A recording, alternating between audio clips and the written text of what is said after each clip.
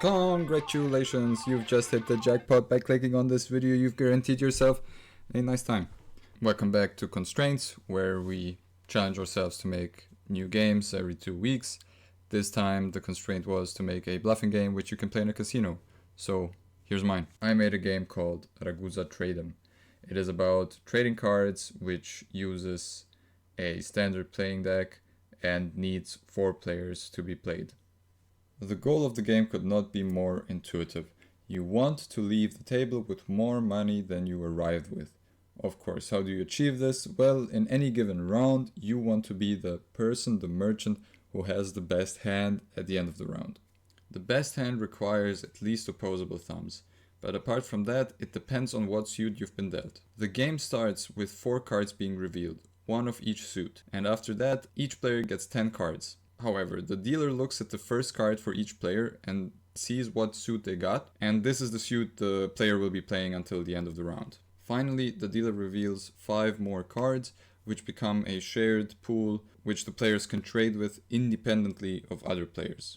But I'll explain that in a second. So here's the kicker. As you can see, in the beginning, a 5 of clubs was revealed. And say, for example, that the first card you were dealt was a clubs card. Now, the 5 of clubs becomes your reference point. That means every number gets shifted so that 5 becomes the new number 1. It is basically as if you're playing different scales. For example, in this round, all your cards are oriented towards the 5 of clubs, even those who aren't that suit. So for example, if you get any jack, it doesn't count as a jack, it counts as an 8. In the same vein, your royal flush would be king, ace, 2, 3, 4. Instead of the usual 10, jack, queen, king, and ace. What then is a winning hand? Well, it's basically the same as in poker. At the end of one round, which takes 5 turns, each player shows 5 of their cards, and they are ranked after the poker rankings. One little caveat though, you can only have a flush in the color you received at the beginning. So in the example from before, it would be clubs. If you have trouble grasping this, I understand. I just want to mention at this point the book called The Design of Everyday Things, in which the author says that any problem you have with the design is your problem, and the designer had the best intentions and you're just too stupid to get it.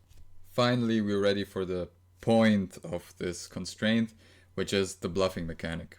There are 2 actions you can take. The first one is interacting with the dealer, that is with the shared pool of revealed cards. And the second, you must trade with another player. Of course, since this is played in a casino, you will have staked some money. So in the beginning of the round, each player, for example, if you start with 100, gives $20 into the pot. When it is your turn to trade, you can either say, I'm looking for a card, say the 4 of clubs, or you can say, I'm offering the king of hearts, for example. The other players then either say if they have it, or if they need the card you're offering, and you decide who you want to trade with.